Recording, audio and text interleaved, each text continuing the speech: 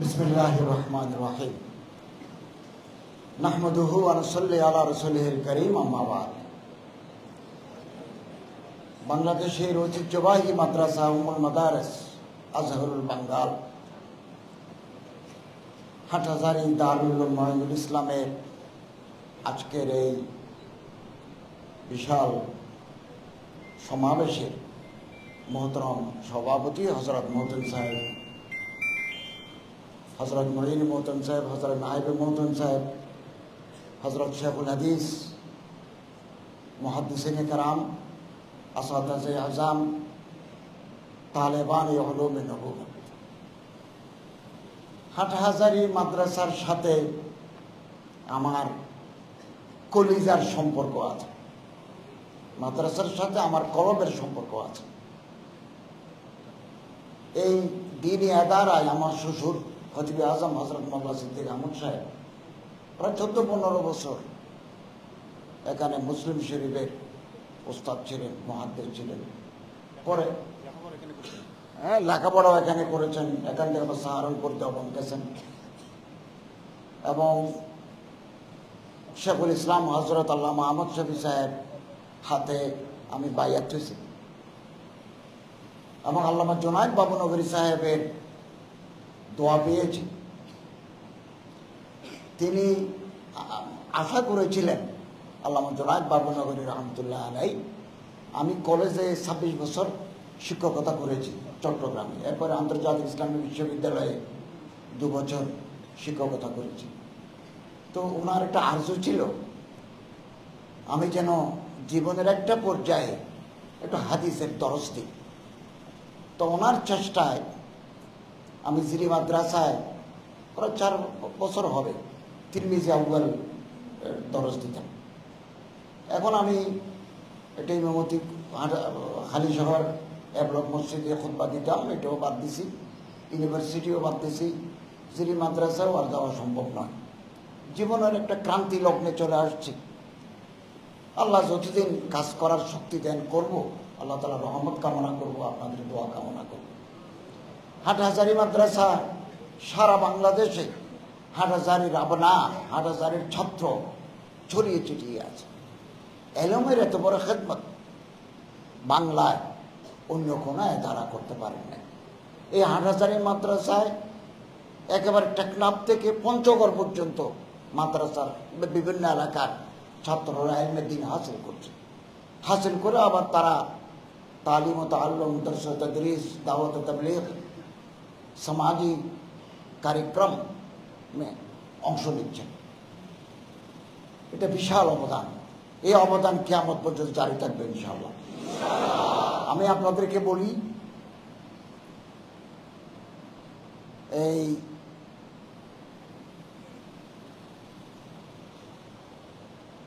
আমি তো ধর্ম মন্ত্রণালয়ের মন্ত্রী বা উপদেষ্টা। আমার মন্ত্রণালয়ের অধীনে খ্রিস্টান কল্যাণ ট্রাস্ট, বৌদ্ধ কল্যাণ ট্রাস্ট, হিন্দু কল্যাণ ট্রাস্ট, ইমাম মুয়াজ্জিন কল্যাণ ট্রাস্ট আছে। আমি সবগুলো ট্রাস্টের চেয়ারম্যান। আমি মুসলমানদের যেমন মন্ত্রী, আমি হিন্দু বৌদ্ধদেরও মন্ত্রী। অতএব আমাকে হাটহাজারী মাদ্রাসায় যেমন আসতে হয়, আমাকে সীতাকালী মন্দিরেও যেতে হয়। It is necessary. আর না হলে আমি রাষ্ট্র চালাতে পারবো না। এবং জন্মাষ্টমীতে এটা আওয়াজ চলে আছে 52 বছর যাব, বদলাতে পারবেন আপনারা জনগণের ম্যান্ডেট নিয়ে খোলাফায়ে রাশিদিনের আদলে রাষ্ট্র চালাবেন, এরকম ম্যান্ডেট নিয়ে আসলে পরিবর্তন আপনারা করতে পারবেন। এর আগে পারবেন না, আমি পারবো না। এটা দুর্গাপূজার আসন্ন, দুর্গাপূজার দিন আকলিয়ত যারা আছে, যাদেরকে বলা হয় মাইনরিটিস, এদের এই তাদের বড় পূজা, এদের সম্বর্ধনা বঙ্গভবনে হবে। রাষ্ট্রপতি, মহামান্য রাষ্ট্রপতি থাকবেন, আমি থাকবো ধর্ম মন্ত্রণালয়তে। জন্মাষ্টমীতেও ছিল, এটা আমাদের করতে হবে।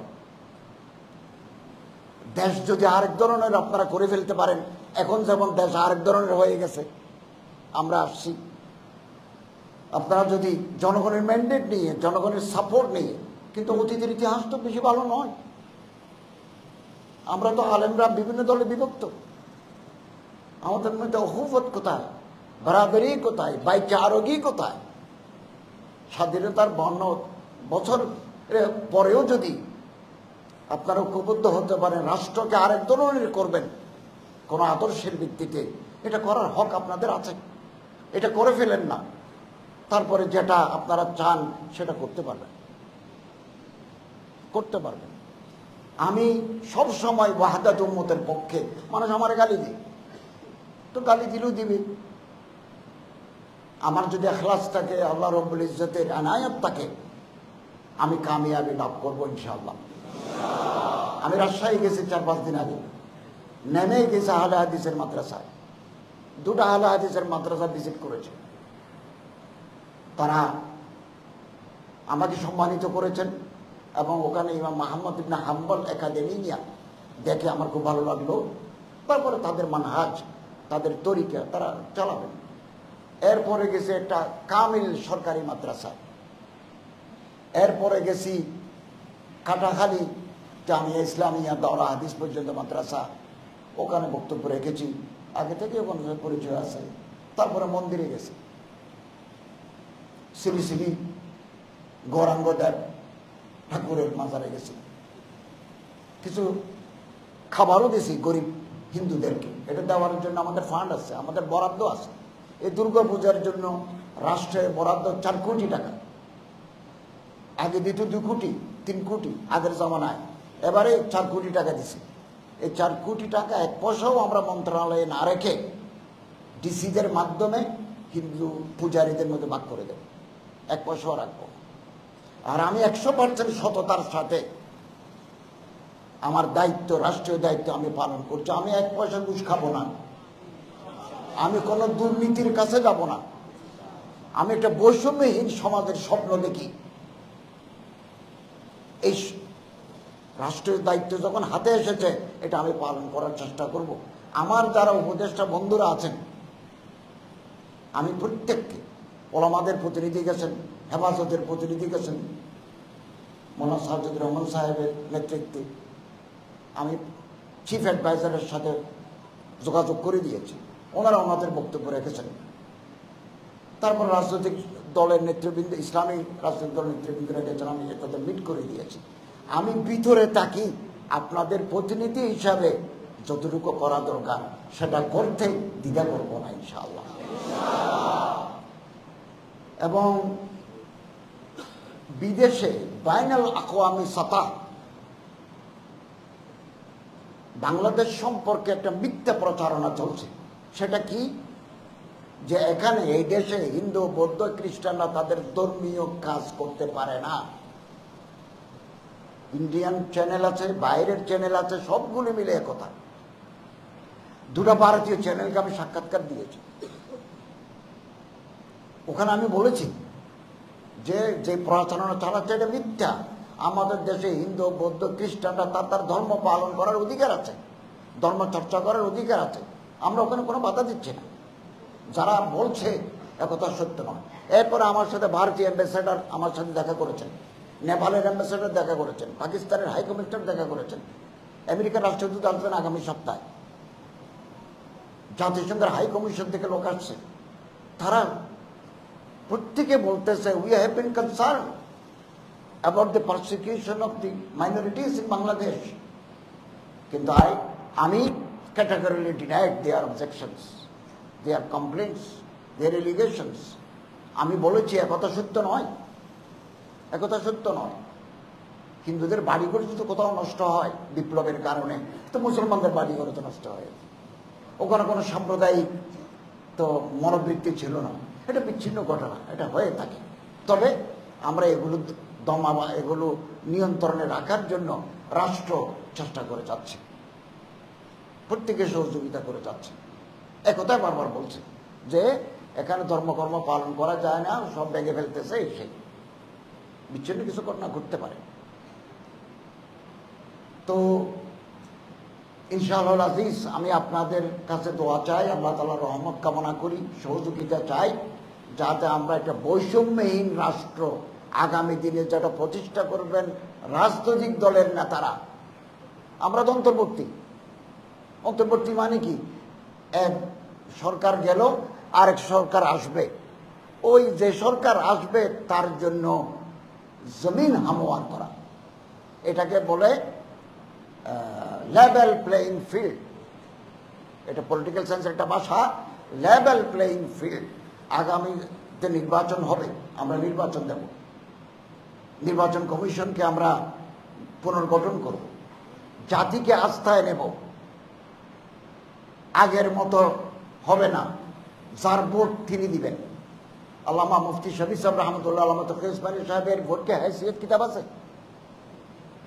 এই সিস্টেম এখন চলছে।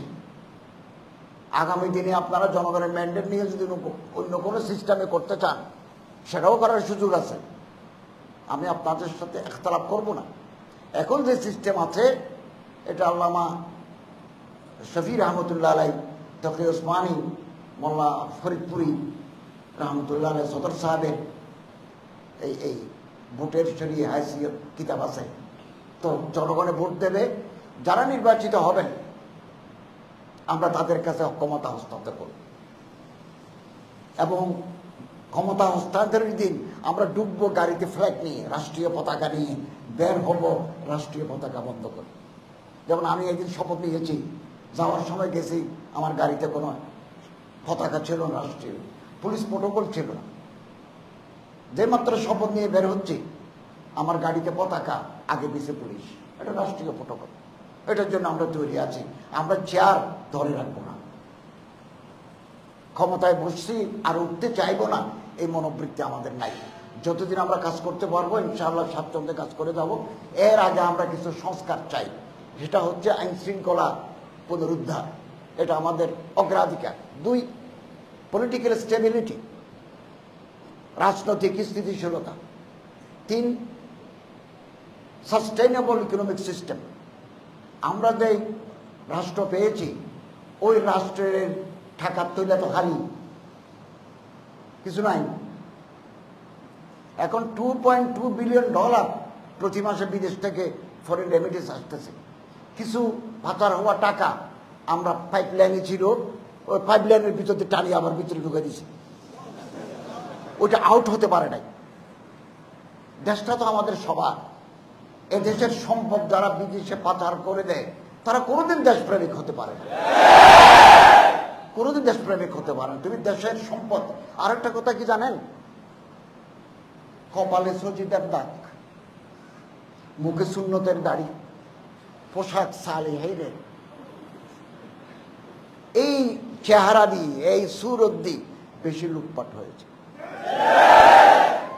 বেশি লুটপাট। আমারটা তো সাদা, এগুলো অন্য রঙের আছে।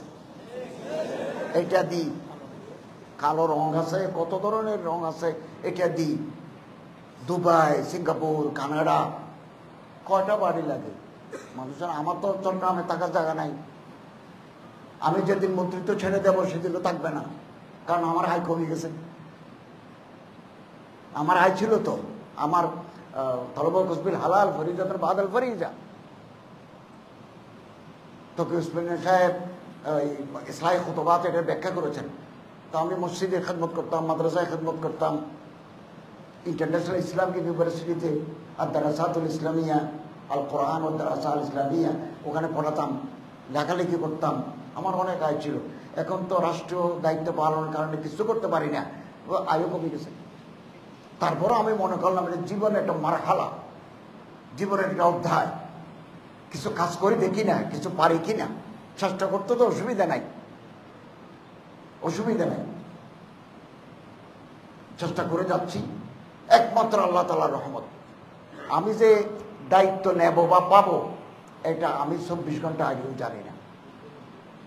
আমি কারোর কাছে তদবির করি নাই। আমি ঘুম থেকে উঠে দেখি যে আমার মানুষ অভিনন্দন জানাচ্ছে, শুভেচ্ছা জানাচ্ছে, কি রাত 8:30টায় শপথ নেব, আমি 6:30 পর্যন্ত জানি না যে আমার শপথ নিতে হবে। ঠিক 7টায় আমার ফোন করে ক্যাবিনেট সেক্রেটারি বললেন যে মহামান্য রাষ্ট্রপতি আপনাকে উপদেষ্টা নিয়োগ করেছেন, 8:30 শপথ, আপনি বঙ্গভবনে চলে আসবেন, আমার গাড়ি পাঠাচ্ছি, আপনি কোথায় আসেন? তো আমি কাছে ছিলেন, তো গেছি। এটা তুমি জানি বিল্লা, আমার কোনো প্রয়াস নাই। এই জন্য হাদিস অনুযায়ী যেহেতু আমি ক্ষমতা চেয়ে নিই নাই, আল্লাহ তাআলার রহমত আমার উপর থাকবে, আর আমি সৎ জীবন যাপন করি, আমার কোনো বদভ্যাস নাই, আলহামদুলিল্লাহ। আখলাক জ্ঞান হেদায়েত নাই, আলহামদুলিল্লাহ। আমার উপর আল্লাহ তাআলার রহমত আমি কামনা করি, আমি আল্লাহ তাআলার সাহায্য পাব। এবং আমি আপনাদেরকে বলি, আমার ছাত্র ভাইদেরকে বলি, আপনারা এখানে আসছেন, ভাগ্য আপনাদের ভালো, সৌভাগ্যবান আপনারা হাটাজারি মাদ্রাসায় পড়ার সুযোগ পেয়েছেন।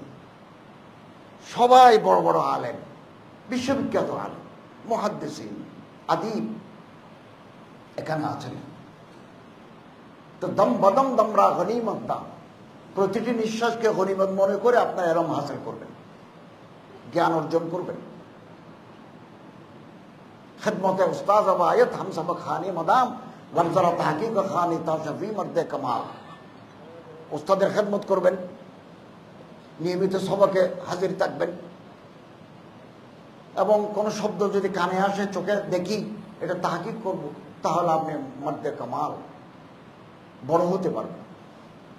অন্তর বড় করতে হয়, দৃষ্টিভঙ্গি বড় করতে হয়, ছোট মন নিয়ে বড় কোনো কাজ হয় না। এই হামাগিরি আমাদের থাকতে হবে। আল্লামা ইকবাল বলেন, पत्थर शीशा टूट जाती है पत्थर की चोट से, ऐसे शीशा तलाश कर जिससे पत्थर टूट जाए। পাথর মারে দিলে গ্লাস ভাঙি যায়, এই যে দরজার গ্লাস, পাথর মারলে গ্লাস ভাঙি যায়। এমন গ্লাস তালাশ করো, পাবে তুমি, যেটা মারলে পাথর ভেঙে যাবে। মিল যায় তুঝে দরিয়া তো সমুদ্র তালাশ কর, নদী যদি পাও সমুদ্র তালাশ করো।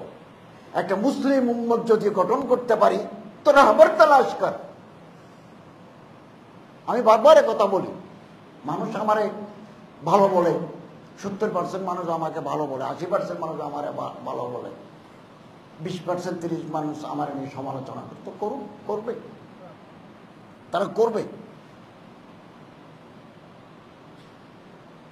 অতএব আসুন আমরা একে অপরের হাত ধরি, একটা বৈষম্যহীন ইনসাফ ভিত্তিক একটা সমাজ প্রতিষ্ঠার আমরা সূচনা করি। এটা বাস্তবায়ন করবেন, আমাদের হাতে সময় কম। কতদিন সময়? ইন্টারিম গভর্নমেন্ট, অন্তর্বর্তীকালীন সরকার, কতদিন সেটা আমরা জানি না, এটা আল্লাহ তাআলা জানেন। তবে কিছু সংস্কার করার আমরা সময় এবং সুযোগ পাব। এটা করেই, এটা মানুষের আকাঙ্ক্ষা। কারণ এখন যদি আমরা নির্বাচন দিই তো এ গেল বি আসবে, সি গেল ডি আসবে, ক গেল খ আসবে, মানুষের কি লাভ হইল? এই জন্য আমরা কিছু সংস্কার করে লেভেল প্লেইং ফিল্ড তৈরি করে নির্বাচিত সরকার যারা আসবেন তাদের হাতে ক্ষমতা দিয়ে আমরা চলে আসব। আপনাদের পরামর্শ চাই। আপনাদের, আমার মন্ত্রণালয় সম্পর্কে আপনাদের কোনো অভিযোগ থাকলে সেটা সরাসরি আমার লিখতে পারেন। আমরা এগুলো ফাইল করতেছি, এবং ইনশাআল্লাহ আজিজ কোনো অভিযোগ থাকলে আমাদের বিভাগীয় পরিচালক আমার সাথে আছেন, তার সাথে আপনি যোগাযোগ করতে পারেন, অথবা কোনো পরামর্শ থাকলে সেটাও করতে পারেন। আমি ইনশাআল্লাহ আজিজ আপনাদের খেদমতে আছি। আমার হাতকে আপনারা শক্তিশালী করবেন। ফেসবুকে স্ট্যাটাস দেন কেন? আমাকে বলেন না, I am available everywhere in Dhaka, in Chittagong. আমি তো আসি, আপনি আমার চিঠি লিখতে পারেন। এটা না ইসলাহের তরিকা। ফেসবুকে দিই, ওই ফেসবুকের রিডার বাড়ালে আপনারও তো লাভ হবে, কিছু টাকা পাবেন, অথবা এই হবে, জাতির তো ক্ষতি হয়ে গেল। আমি মানুষ, আমার তো ভুল হতেই পারে। তো আপনি আমার ইসলাহ করেন, আমাকে আপনি ফোনে পাবেন না। আমার 6 জন সেক্রেটারি, 6 জন, তো আমার পাবেন না, কিন্তু আমার পিএসদেরকে পাবেন আপনি। আমার পিএস, আমার এপিএস, আমার পিও, আমার অ্যাসিস্ট্যান্ট, 6-7 জন আছে। ওরা সব সময় মোবাইল নিয়ে বসে আছে। আপনি ওখানে আমার খতা কুসুর লফজিস আপনি ধরে যান। আমি তো মানুষ, আমি ইসলাম হয়ে যাব। ফেসবুকে লাল করি, ফেসবুকে সবুজ দিই, এগুলো করে বাহাদুরি হবে না, খুব বাহাদুরি হবে না এগুলো। আল্লাহ তাআলা আমাদের সবাইকে হেফাজত করুন, আমিন। আমাদের হযরত মুহতাম সাহেব কিছু কথা বলেছেন। আচ্ছা, হজ কমানোর জন্য আমি খুব আপ্রাণ চেষ্টা করছি, কিন্তু কিছু ক্ষেত্রে বাধা আছে। যেমন আমি নিজেও জানতাম না প্রতিটি হাজির জন্য সৌদি গভর্নমেন্টকে একটা টাকা দিতে হয়। এটা এমন কম নয়, মানে ওই যে মডার্ন ফিস ছাড়াও আমি এটা জানতাম না। মিনা, মুজদালিফা, আরাফা ওই সমস্ত এলাকায় এ বি সি ডি এভাবে ভাগ করে রাখছেন সৌদি গভর্নমেন্ট। আপনি এ জোনে থাকলে এক ভাড়া, বি জোনে থাকলে আর এক ভাড়া। এগুলো ডলারে প্রতিটি হাজিদের জন্য সৌদি গভর্নমেন্টকে দিতে হয়, ওখানে নিবন্ধন করতে হয়। মিশর থেকে গতবার কিছু অনিবন্ধিত হাজি আসার কারণে মারা গেছেন, রাস্তায় পানি না পেয়ে মারা গেছেন। ওরা বললো তুমি তো রেজিস্ট্রেশন করো নাই, রেজিস্ট্রেশন করলে তো আমি ঘর দিতাম, তোমার খাবারের পানি দিতাম, তুমি তো এমনি ট্যুরিস্ট ভিসা নিয়ে ঢুকে গেছো, তো আমি তোমার পানি কোত্থেকে দেবো? তো এই জন্য ওখানে একটা বড় অ্যামাউন্ট দিতে হয়, বিমানে একটা বড় অ্যামাউন্ট দিতে হয়, মক্কা মদিনায় হাজির অবস্থার জন্য একটা বড় অ্যামাউন্ট দিতে হয়। এই তিনটে অ্যামাউন্ট মিলে প্যাকেজটা হয়। আমি গতকাল বাংলাদেশ বিমানের এমডি সচিব ওনাদের নিয়ে মিটিং করেছি। আমি ওনাদেরকে বলেছি বিমানের ভাড়া 70,000 টাকা দিয়ে যদি ওমরা করতে পারে, 1,94,800 টাকা লাগবে কেন হজ করার জন্য, বলেছি এটা। এবং তারা আমাকে আশ্বাস দিয়েছেন আমরা এটা কমাবো। ডেডিকেটেড হজ ফ্লাইট যারা হাজি টানবে, আসার সময় তারা প্যাসেঞ্জার পায় না, বিমান খালি আসতে হয়, কিছু জমজমের পানি নিয়ে আসে, তাহলে বিমানে ফুয়েল কস্ট, জ্বালানি খরচ আছে। তো আমি বললাম জ্বালানি খরচ থাকলে তো আপনার ইনফ্লাইট ক্যাটারিং, বিমানের ভিতরে যে যাত্রীদের চা পানি দিতে হয়, খাবার দিতে হয়, এটা তো দিতে হচ্ছে না, এটা তো আপনার বাসে। তো উনি আশ্বাস দিয়েছেন যে আমাদেরকে তিনি কমাবেন। ইতিমধ্যে আমি মিশর এয়ারলাইন্স, ইজিপশিয়ান এয়ারলাইন্স, সৌদি না ইউএস বাংলা এয়ারলাইন্স নিয়েছি। তারা কত টাকায় ঢাকা জেদ্দা টানে এটা নিয়েছে। আমাদের চিফ অ্যাডভাইজার সাহেব বিমানমন্ত্রী, ওনাকে আমি বলেছি বৃহস্পতিবারে, কালকে 11:30 বৈঠক আছে, আমি আবারও বলবো।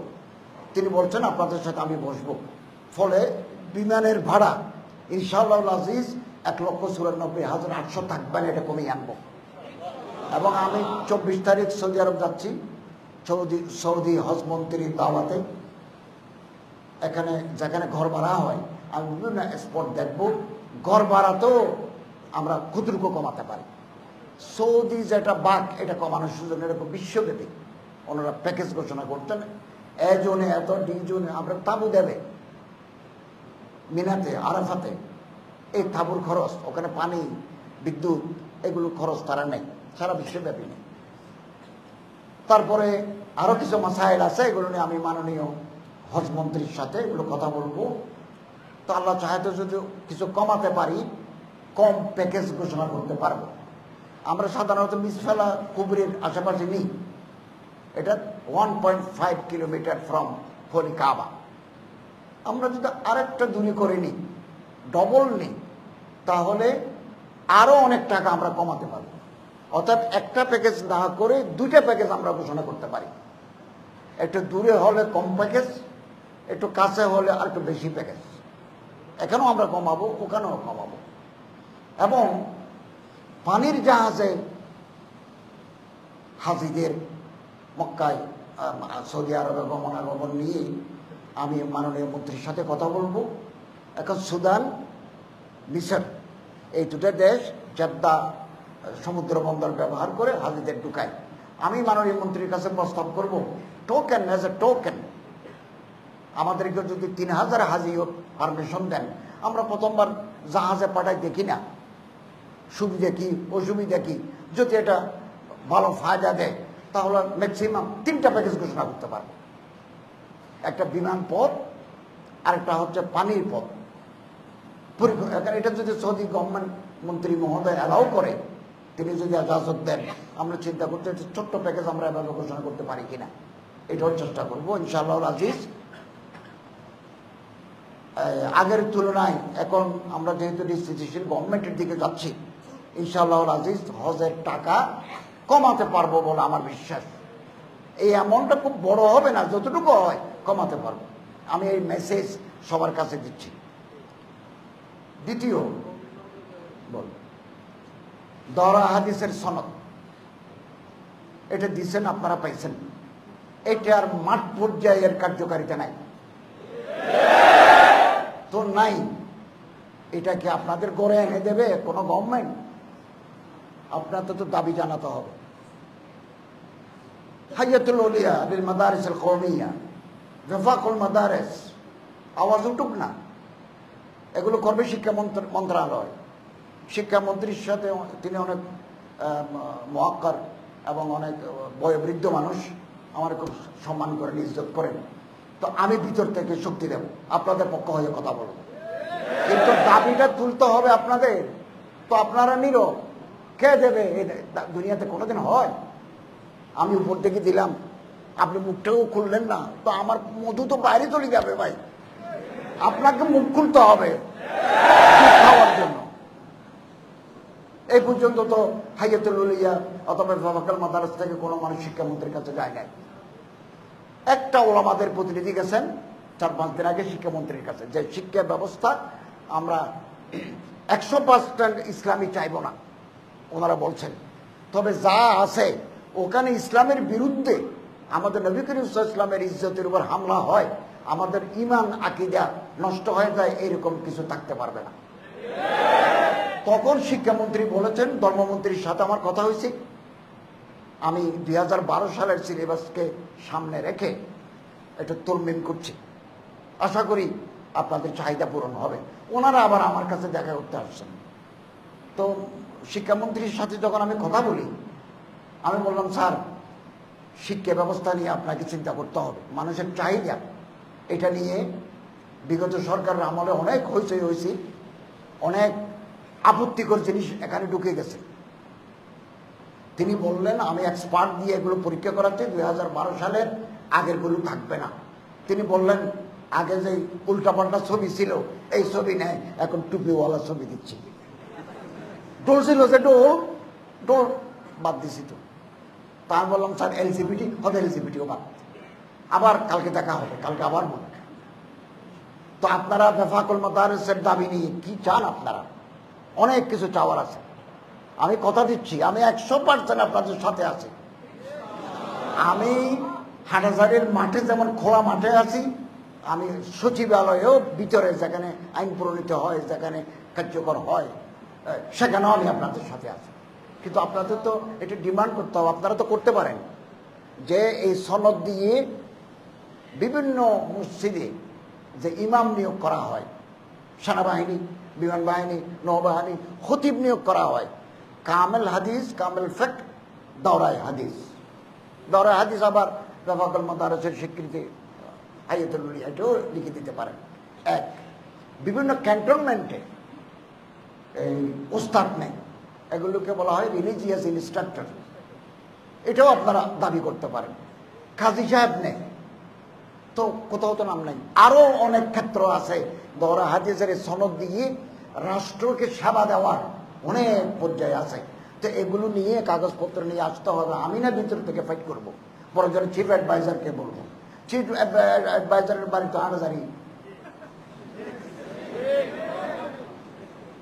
দুর্যোগ ত্রাণ মুক্তিযোদ্ধা মন্ত্রী ফারুক আজমের বাড়ি তো হাটহাজারী, অর্থমন্ত্রী নুরজাহান বেগম হাটহাজারী, নুরজোয়া বেগম, মুর্শেদা, ফরিদিয়া, রিজওয়ানা,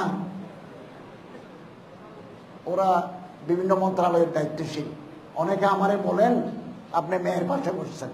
আমি বললাম, ভাই, আমাদের চেয়ারের উপরে প্রত্যেকের কার্ড আছে, নাম লেখা।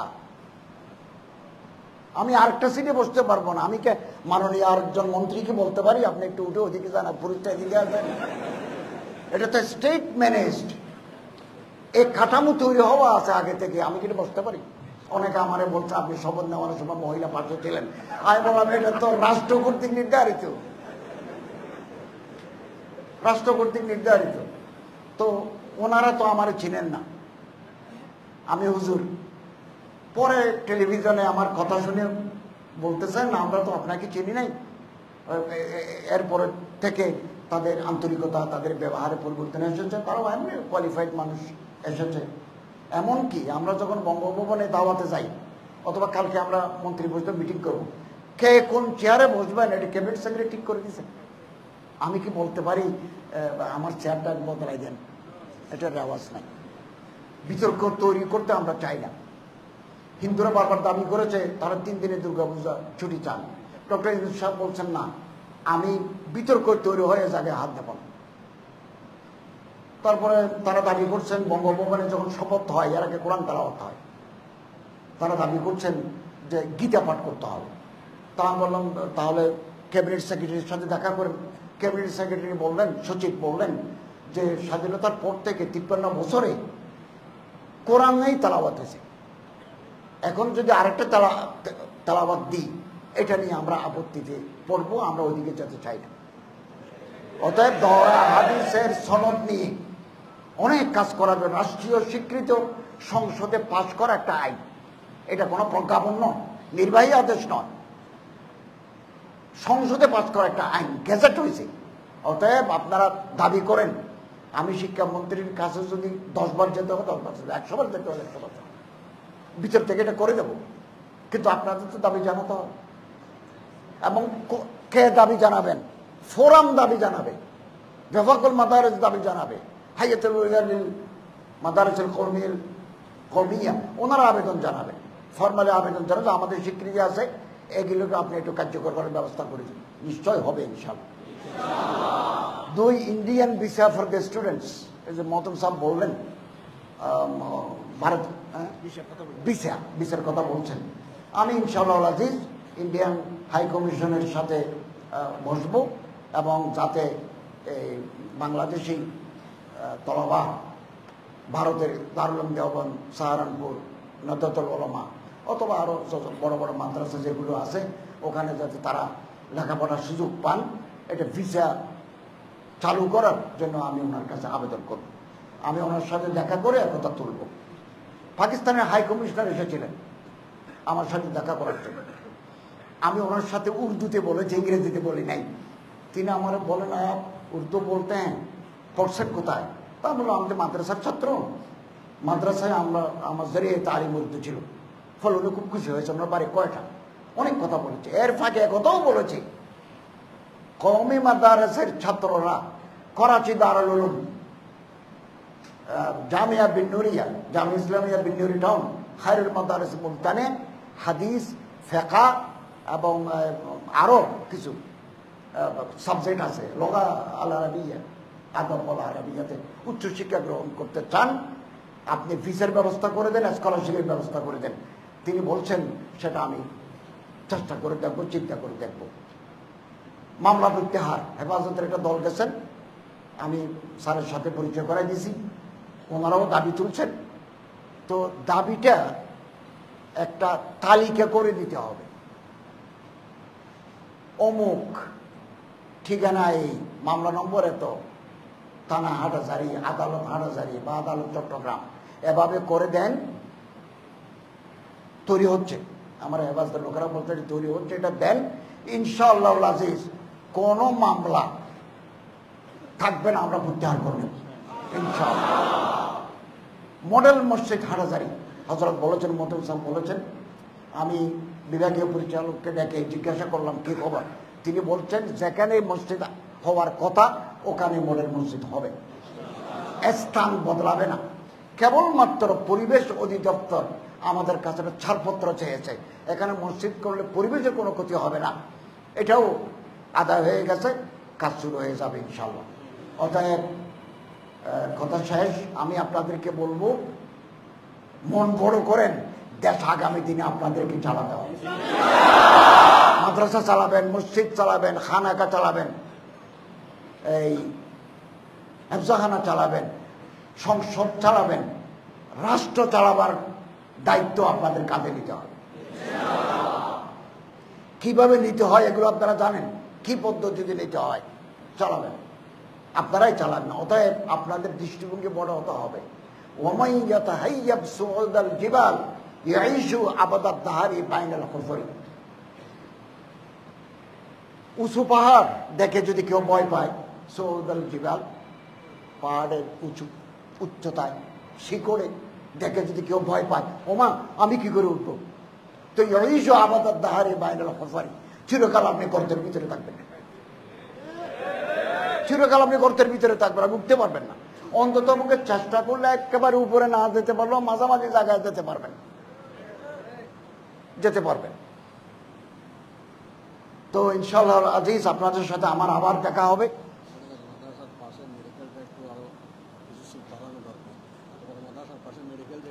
এটা গভর্নমেন্টের আমাদের জসিম ভাই আমার ছাত্র জমানা থেকে আমার বন্ধু আর কি। আমি যখন চট্টগ্রাম বিশ্ববিদ্যালয়ে পড়ি, উনি তখন হাটাজারিতে পড়েন, তখন থেকে জসিম ভাইয়ের সাথে আমার উঠা বসা, আমরা তখন থেকে আন্দোলন করেছি এই দেশে একটা বিপ্লব তৈরি হকের স্বপ্ন দেখেছে মোল্লা জসিম সাহেব সহ। তো উনি আমার প্রস্তাব দিচ্ছেন হাটাজারি মাদ্রাসার পশ্চিমে যে হাসপাতাল আছে ওখানে কিছু আসন বৃদ্ধি করার জন্য। এই স্বাস্থ্য মন্ত্রণালয়ের যিনি উপদেষ্টা নূরজাহান বেগমের বাড়ি হাটাজারি, উনি আসবেন তো, ওনার ধরেন না বেড বাড়াই দেন। আমাকে যদি বলতে হয় আমি বলবো ইনশাআল্লাহ।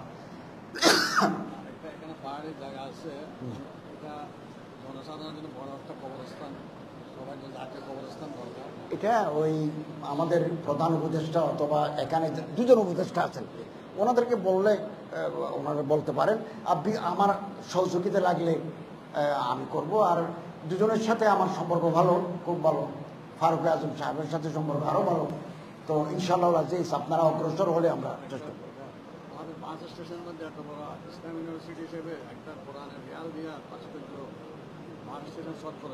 এখন কি আছে? পারবে না, পারবে না। শুনেন, হাটহাজারী মাদ্রাসার দিকে ঢোকার সময় যে গোল চত্বর আছে, হযরত দাবি করতেছেন ওখানে কোরআন অথবা ইসলামিক ক্যালিগ্রাফি দিয়ে একটা চত্বর তৈরি করার জন্য। ইনশাআল্লাহ আজিজ এগুলো যে মন্ত্রণালয়ে আছে আপনার একটা দাবি জানাতে হবে। আমি দাবিটা নিয়ে সামনে যাব, এটা দরখাস্ত দিতে হবে, এটা নিয়ে আমি সামনে যাব। আগের মতো উলট পালট যাকে সারগাইয়া ভাষায় বলা হয় সদর বদর, এইরকম কোন চত্বর আগামী দিনে হবে না ইনশাআল্লাহ। আলহামদুলিল্লাহ। আপনারা দাবি জানালে কিছু বলবেন তো আপনাদের প্রতি শুভেচ্ছা জানাই এবং আবার দেখা হবে এই প্রত্যাশা ব্যক্ত করে। সালাম আলাইকুম। এই পর্যায়ে আমাদের মাঝে দোয়া মুনাজাত পরিচালনা করবেন অত্র জামিয়ার মুশরিফে মুহতামিম শেখুল হাদিস ছাত্র মুদাররিস আমাদের সকলের উস্তাদ হযরত মাওলানা শেখ আহমদ সাহেব মুদাজ্জিলুল আলী। আল্লাহুম্মা আলহামদুলিল্লাহি রাব্বিল আলামিন والصلاة والسلام على أشرف الأنبياء والمرسلين آله وأصحابه أجمعين. اللهم انصرنا فإنك خير الناصرين.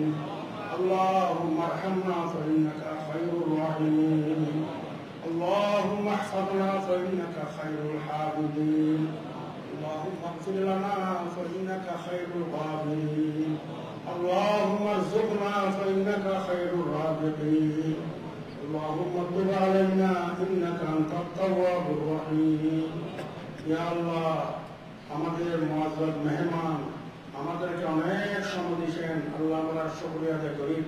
দিনের দোয়া করতে আছি, সময় আমরা দোয়া করি ইয়া আল্লাহ মুআজ্জাজ মেহমানকে সমস্ত বিপদ আপদ থেকে হেফাজত করুন, আমিন। দুশমন থেকে হাসিদিন থেকে ইয়া আল্লাহ হেফাজত করুন, আমিন। সমস্ত বাতিলের চক্রান্ত থেকে আল্লাহ তুমি হেফাজত করুন, আমিন। ইয়া আল্লাহ ইয়া আরহামার রাহিমিন আমাদের এই মাদ্রাসাকে কবুল করুন।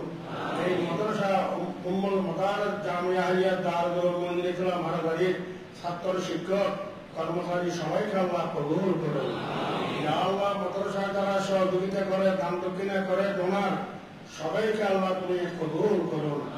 পুরা পৃথিবীর সমস্ত মুসলমানকে হেফাজত করুন, বাংলাদেশের মুসলমানদেরকে হেফাজত করুন। ইয়া আল্লাহ ইয়া আরহামার রাহিমিন, আমাদের মেহমান ঠিকভাবে কাজ করতে পারে মতো আল্লাহ সমস্যা যেমন না হয় তুমি আল্লাহ কবুল করুন আল্লাহ। ইয়া আল্লাহ কবুল করুন আল্লাহ। ইয়া আল্লাহ তোমার দরবারে দরখাস্ত করে দে, তোমার নবী বলেছেন ইন্নাকা হাইয়্যুন কারীম তাস্তাহি আন তারুকিয়াতা আব্দের সিফরানি যা রাফালা কুফাইলে, তুমি আল্লাহ বড় হায়াওয়ালা লজ্জাওয়ালা।